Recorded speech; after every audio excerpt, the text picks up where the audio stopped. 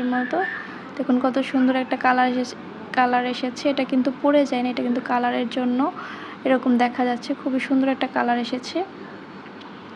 যেহেতু এখানে গুঁড়া দুধ দিয়েছি, গুঁড়া দুধ দেওয়ার কারণে কালারটা কিন্তু এরকম এসেছে। অনেক সুন্দর লাগছে, খেতেও খুবই মজা হয়েছে মাশাআল্লাহ। আপনারা চাইলে বাসায় এভাবে করে কেক বানিয়ে খেতে পারেন। আর কেকটা কিন্তু খুবই সফট হয়েছে, মোলায়েম হয়েছে। এটা কিন্তু চা দিয়ে খাওয়ার জন্য খুবই পারফেক্ট। চা দিয়ে আমরা বাসায় খাওয়ার জন্য মাঝে মাঝে এরকম কেক বানিয়ে থাকি ক্রিম ছাড়াই। তো আজকেও সেরকম বানালাম। তারপর বানিয়ে একটা এয়ারটাইট বক্সে আপনারা 4-5 দিন খেতে পারবেন। তারপরে আমার মা দিলাম, আমি আর আমার ভাই মিলে কাজটা করছি তাড়াতাড়ি করে, কারণ মেহমান এসে পড়লো, এজন্য তাড়াতাড়ি করে গুছিয়ে তারপরে আমরা এই তো গোছানো হয়ে গেলে তারপরে আমি একটু ঝাড়ু দিয়ে রেখে দিচ্ছি। বিছানাটা দেখতে অনেক বেশি সুন্দর লাগছে। তারপর বালিশগুলো তাড়াহুড়ো করে রেখে দিলাম, এভাবে করে একটু সাইড দিয়ে রেখে দিলাম কোল বালিশটা। তারপরে এখানে যে টেবিলটা আছে টেবিলটাও তারপরে ভাজা হয়ে গেলে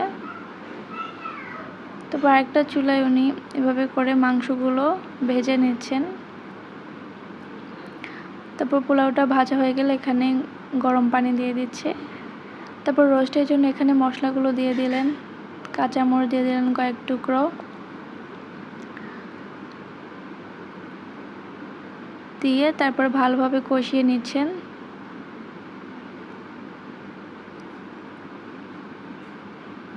পরিমাণ মতো লবণ দিয়ে দিচ্ছেন, স্বাদ মতো। আর আমার মায়ের হাতের এই রোস্টটা কিন্তু সবাই অনেক বেশি পছন্দ করে। তারপর এখানে রোস্টের যে মশলা আছে রাঁধুনি, সেই রোস্টের মশলা অল্প একটু দিয়ে নিলেন জাস্ট ফ্লেভারের জন্য, যেহেতু আগে থেকে উনি সব মশলা বেটে রেখে দিয়েছিলেন। তারপরে ভাজা রোস্টগুলো দিয়ে দিলেন, ভাজা মাংসগুলো দিয়ে তারপরে মশলার মধ্যে কষিয়ে নিচ্ছেন। তারপর এখানে দিয়ে দিলেন দুধ। এখানে কিন্তু আরও অনেক উপকরণ দেওয়া হয়েছে, যেমন বাদাম বাটা, তারপরে ঘি, এগুলো কিন্তু দেওয়া হয়েছে। সেগুলো ক্লিপ আমি নিতে পারিনি, আমি তখন একটু ব্যস্ত ছিলাম, যেহেতু বাসায় মেহমান আসবে এই জন্য। দেখুন রান্নাটা কিন্তু হয়ে গিয়েছে, এই যে পোলাওটা রান্না হয়ে গিয়েছে, তারপরে এই যে রোস্ট রান্না হয়ে গিয়েছে। মানে তাড়াহুড়োর মধ্যে যতটুকু ভিডিও করা যায় ততটুকুই করে নিচ্ছি।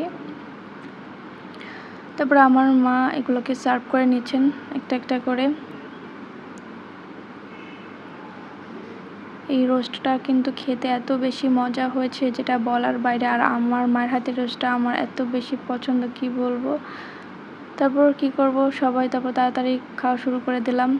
খাওয়া দাওয়া শেষে মা বসে গেলেন ফ্রকের উপর যে ডিজাইনটা এঁকেছিলেন মোচড়গোড়া ফুলের, সেই মোচড়গোড়া সেলাই করার জন্য। ফুলগুলো জীবন্ত দেখাচ্ছিল, একদম সুতো আর সূচের খেলা। আর এই ফুলটা দেখতে কিন্তু অনেক বেশি সুন্দর। আর এই ফুলটার কিন্তু সবাই অনেক বেশি পছন্দ করে, যেহেতু দেখতে অনেক সুন্দর, মনে হচ্ছে 3D ফুলের মতো দেখা যায়। এখানে কিন্তু উনি লাচ্ছি সুতা দিয়ে ফুলটা সেলাই করে নিচ্ছেন। এখানে 3টা ফুল 3 কালারের দিবেন, দেখতে আরও বেশি সুন্দর লাগবে তাহলে। আর এই ড্রেসটাতে এই ফুলটা করলে আরও বেশি সুন্দর লাগবে ড্রেসটার অনুযায়ী। তারপরে এখানে উনি পাতাটা সেলাই করে নিচ্ছেন জলপাই কালার সুতা দিয়ে কিন্তু পাতাগুলো সেলাই করলে আরও বেশি সুন্দর লাগে। দেখুন জলপাই কালার সুতা দিয়ে পাতা আর ডালগুলো সেলাই করে নিচ্ছেন। আর এখানে যে ফ্রেঞ্চ নোটগুলো দেখছেন, এই যে ছোট ছোট গোল গোল, সেগুলোও কিন্তু সেলাই করে নিয়েছেন 3 কালারের সুতা দিয়েই। তাহলে কিন্তু ফুলগুলো দেখতে আরও বেশি সুন্দর লাগে। দেখুন অনেক সুন্দর লাগছে ফুলটা দেখতে। পুরো